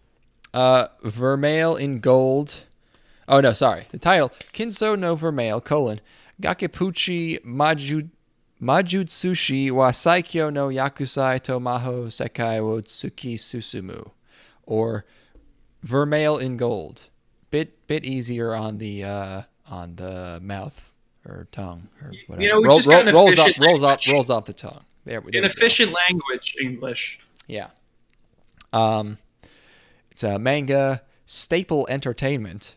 Their only other credit is something called 3 Seconds Later He Turned Into a Beast, which is some kind of OVA from Spring. I don't know if it's a porno or what. Yes, it's about magic school, but it's more about a succubus lady, a hot demon lady. He summons a hot demon lady. And she is hot. She's a demon lady. There's a lot of there's a lot of shots where she's not really on model. They're not really sure what proportions she should have or what how big she should be in relation to him. Or her face looks kind of weird sometimes. I like her her really messy sex hair. They put her in the meme dress from 2 years ago. They put her in there was Japanese artists go through fads where like everyone draws a thing for like a month, and everyone was drawing this dress. They called it the Virgin Killer dress with the backless like dress with the collar, one piece, and they put her in that and like nothing else, in high heels. And the main problem is a show like this is very dependent on the voice of the hot seductress, and she sounds like a teenager. She sounds like his age, but she's an ancient demon. You need Miyuki Sawashiro in here or something that could make or break the show. And she just who they got doesn't cut it, unfortunately. You need her to sound womanly and maybe a little husky, perhaps. Absolutely, like a real. She's been around. Now, real milf. I'm not necessarily a big titty guy. Like the anime titty monsters don't do it for me. Hey, you know who you're talking to. You don't gotta convince me, brother. This shit was working on me. This is a good fucking design. This shit had this. I was into the design of the succubus here. Something was going right. Yeah, well, she has the big smile, like the big teasing smile. They give her a lot, which is good. Yeah. Also, boobs help with something about drawing really thick lines around boobs, like in this shot here. I like that. Yeah. Like needless. They have thick lines. So that's good. And but yeah, the main boy. So yeah, he's bad at summoning. So he just like summons a demon from like the the Book of the Dead or whatever that he finds. And it ends up being her. She agrees to be his familiar because everyone in the school needs a familiar. And so he's in a funny situation now where everyone's familiar is like a magic fox. Or some kind of Celebi looking Cerebi, whatever the Pokemon is. Look at Gerbil. things. Animals. And he has just like a fat ass prostitute, a caked up. If she can hide prosty. if she's able to hide her horns and tail, why wouldn't she just turn herself into like? She said she's very weak magically after being locked up for so long. So to get that much mana, she'd have to drink his cum, I think. But so far they just make out, which at least they make out. That's pretty nice. You know what I really liked is at the end of this episode, there's a part where she's behind him, grabbing him, like holding him from behind. She's the big spoon, and she's got one tit on one side of his head and one tit on the other side of his head. Yeah. she's sandwiching him. Yeah. And I have to say, I've never seen that before. Really? I've never seen that before in my life. That's really funny. From behind like that, like it's just they're drooping, and it's. I must have seen that somewhere, but yeah, that's. That shit's hilarious. She's so huge compared to him. She's much larger. You know what it is? You know what it is? You know what's working on me? That's just a big bitch. Yeah. That's just a big bitch. Yeah, but also somehow not too big. Like they didn't just like draw her like a porno, just like make everything as huge as possible. She's like almost like she looks, I don't know. These should be offensively huge tits, but they're not. That's the weird magic act that they're doing. Where like someone on staff is keeping this within the bounds of like barely within the bounds of like acceptability. The proportions of the rest of the body work just right. Like they just nailed the rest of like her entire design. Yeah. And it was working for me. And there's not a lot of design. So it's like they have a few things to do. They have hair, they have dress, they have legs, they have tits. They just got to get like two of those things right in each shot, And so the other character is not Asuka. He has a childhood friend who's possessive of him. And she's not happy about this situation. And the other thing I thought was funny is that, like, first of all, he doesn't want to get his dick sucked. He summons this naked lady, and then he's like, "Here, you can put on some of my sister's clothes that I accidentally brought to school with me. Here, I have this cocktail dress that she had that I brought." I'm like, okay, all right, man. There's only one of two things you're doing with that, and neither of them's good. One of them's a little bit better. It wouldn't fit him. So we know which one he's doing. I mean, I don't think they have to fit you for you to fucking look in the mirror and jerk off. You know. But don't you want to look pretty? They think they look pretty. I mean, you know, I don't think they have to actually look pretty for it to work for them. Man, it's this is one of those things where, like, think about how good it would be to do weird things. Like, can you imagine how hard they come when they do that? Imagine. Yeah, when they fucking when they sneak into their friend's daughter's fucking room and put on our panties and just comes all over the wall. God, that must be while like choking yourself. That must be a once in a lifetime. That's a level of the level of endorphins. It must be like you must see God. It must be. Yeah. That's crazy.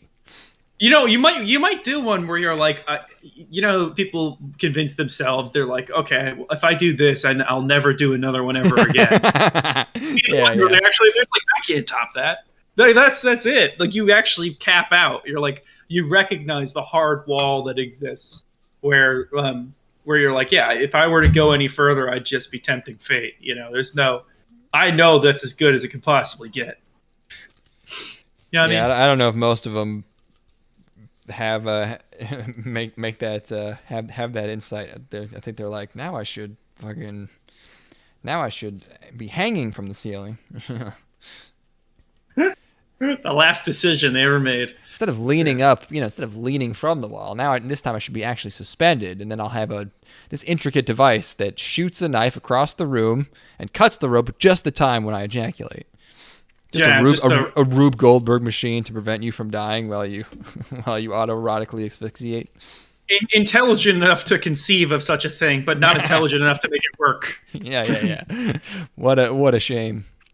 So anyway. yeah, not Asuka is upset that he's being touched on by this insanely hot lady. And if she had just been sad and like cried about it, I would have felt really bad for her, and that would have been like a good like thing for the show to do. I would have been like, oh, this poor girl has been, she's stuck with him now. Been in love with this guy, this schmucky, dorky little fag for years and years.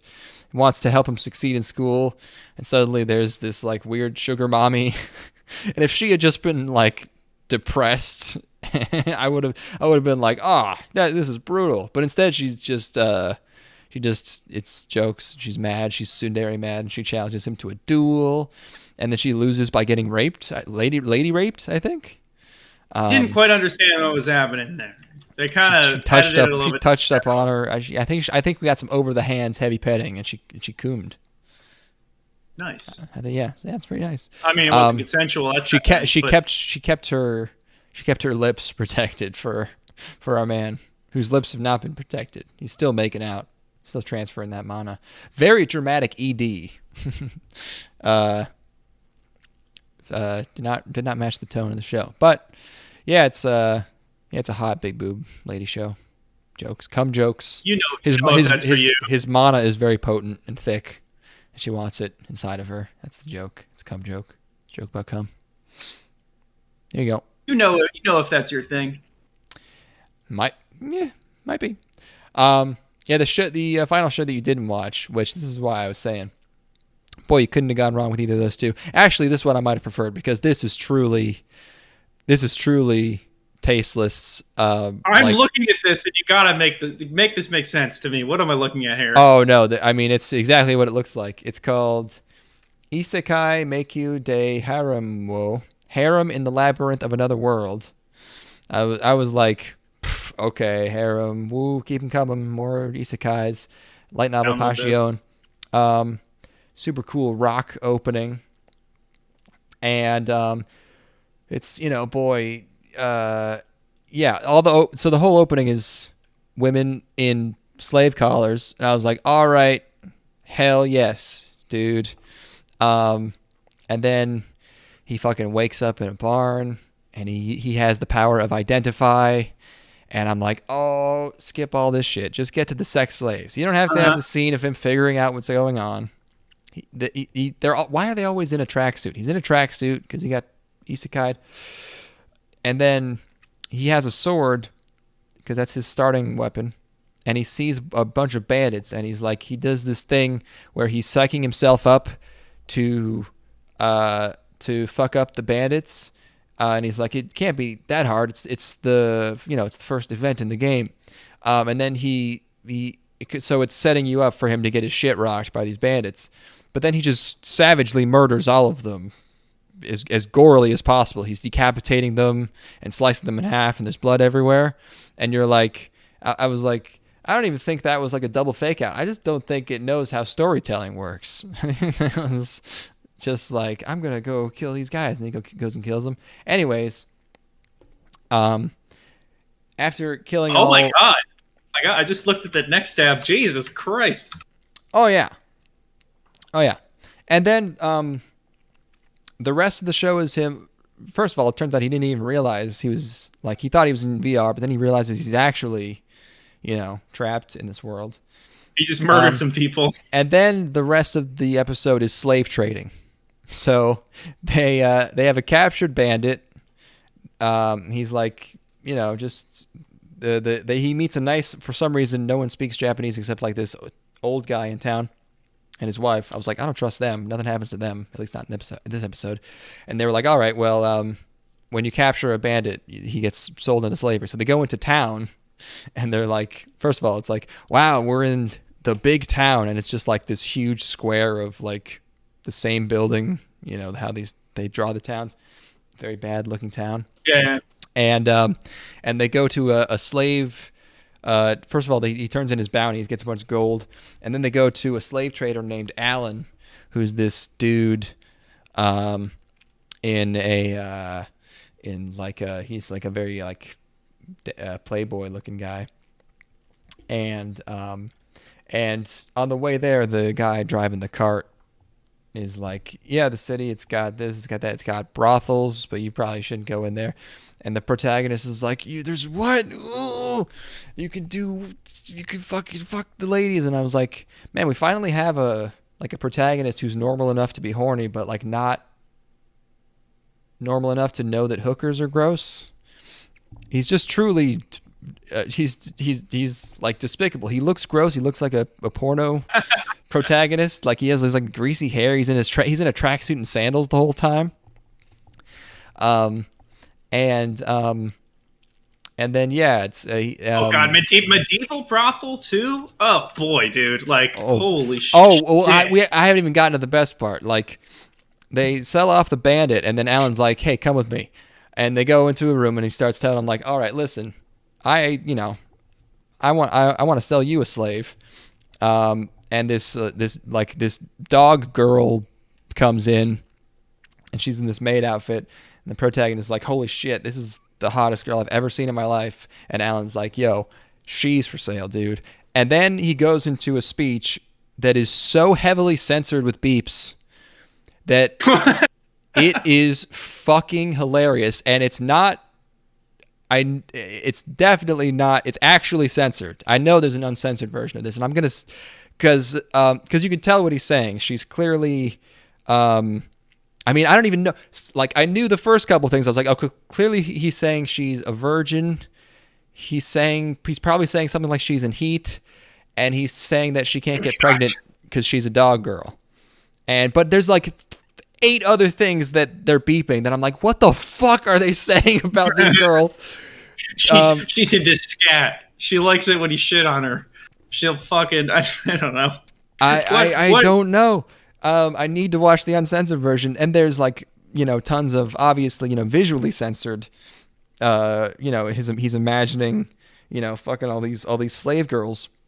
But like the beeps are so funny because I don't know what, and it's like, they're not censoring, the age, which they do sometimes. She is canonically 16 years old, and well, I mean, I guess dog years, some, but he just keeps saying, and she's beep, and beep. It's like, oh my god, what the fuck is this dude saying? What's also hilarious is that they do establish this, she has consented to beep with her master. So it's like, oh, well, she's a slave, but she consented to that part. She's like, okay, you can volunteer to be a sex slave instead of a regular slave if you want. Yeah, well, you know. And Alan is just like, Alan like gives him a discount on her, and then he's like, I still can't afford it. He's like, all right. And then he takes her, he's walking him out, and he's like, I'll give you 5 days, dude. Get the money. Like, Alan is the fucking man. Hook him up like that. What's it? Does he want to hook him up like this? He wants him to be a returning customer. That's what's what's happening. Because he's building a harem. That's his. The episode ends like he's in a fantasy world, and he's like, I'm getting that fucking dog girl. Like, that's how we end the episode. He's like, I'm getting that money, dude. I'm buying that fucking bitch. the dude is just buying sex slaves, and that's he's walking. He hasn't even changed. Well, harem in the labyrinth of another world, and he doesn't even change clothes. He's still in the fucking tracksuit. He's still in the sandals, and he's walking around. He's walking through town like, I'm gonna do it. I'm gonna buy a slave, and that's our protagonist's fucking goal at the end of episode 1. It's the most like shameless, like depraved. Exploitative. It's the most depraved thing I've ever seen, and it's incredible. I love it. It's crazy. What? The dude came from our world. The dude's like this is a Japanese boy. Like a 16, 17-year-old Japanese boy who got transported to another world, and inside of, I mean, how long has he been there for? Maybe 2 days, I think. And there's a scene where he realizes that, oh, this is like an actual world. I just killed real people, and he's like horrified, and he's like, he looks at the blood on himself. He's like, oh my god, what have I done? I took people's real lives. And then they're like, what? And then he realizes that bandits get sold into slavery, and he's like, oh, they got slaves. Damn, it's rough here. Like, he's already kind of over everything. He's like, he's just like completely like, shit's rough out here. I mean, crazy. the leaps. It's covered in real blood. To shed the morality of the world that you came from. It's beautiful. That must be a really sexy dog girl. She is. Yeah. He notices how much her boobs jiggle. He's like, holy shit, they jiggle like that? I didn't even know that was possible. Yeah. She's got big old floppy ears. Well, there you have it. I haven't seen something like that in a while. Yeah. That's Can it go grosser, though, is the thing. I wonder, I hope he doesn't get his comeuppance and he just builds a gigantic sex harem. It's go disgusting with it, please. Yeah, Somebody's got it. Just get nasty. The next companion candidate is a dwarf girl? Is the name of this issue. I've been looking through the art here. The chapter 16, Sherry, the next companion candidate is a dwarf girl. He is a dwarf girl, apparently. Oh, of the light novel? You can see in the chapters? This is manga. Oh, there's a manga. Yeah. Oh, makes sense. Yeah, he'll have all kinds of girls, I'm sure. Well, there you have it. Part 2. Part 2. What a part 2 it was. Man. Well, part 2 of part 1, I guess, because there's a lot. Yeah, part 1 was pretty short. Yeah, this is a long season, and also, we. But hey, I mean, we're only a week behind like shows airing, so it's the 13th. We're doing shows from a week ago. Not bad. Yeah, I would expect to do another one, like Sunday or something. Maybe we can bang out a whole bunch. I'm going to be moving, sort of. Oh, right. I'm going to be starting the moving process on Sunday, but maybe Sunday night I won't be doing that much. Yeah. Okay. Yeah. Just let me know. We could do Sunday or like Monday next week or something. This week. Moving stuff. Actually, I probably can't do Sunday. I have an absolutely fucked loaded week, so it's gonna be Monday. Cool. Yeah, we have. What do we have to look forward to? In part 4, I guess we have Lucifer and Biscuit Hammer, which I was like, holy shit, they're finally doing it, and then I've heard word that it's not good. Very sad about that. That was like any shorts. I didn't see any that looked like they're it's like all sequel shorts. I liked when there were a bunch of shorts. There's not as many. Like they're not like trying out weird shorts as much anymore. Or if they do, like you can't find them subbed, or I don't know where the fuck they are. Bummer. Oh, and finally, exciting news: Steven's moving in to my apartment. Oh, nice! Yeah, that closes the loop on that saga. Yep. Yeah, he got it. I set him up with my landlord. And now good for him. He's just getting in here. So good for him. That's funny. What had a good song we can go out on? One from these shows. Well, I guess the Harem show had a blatant ripoff. I guess, to illustrate this, I can't tell if it's the opening or the ending because it's the. Actually, that's a good shot of the dog girl. I didn't get a good shot. It ends on a blatant ripoff of the opening of the weightlifting show. The how heavy are the dumbbells? Yeah. And so, I'll just play that. I guess I don't know. Do it, bro. Let's fucking do it. We will see you guys in part 3. Take care. Stay safe.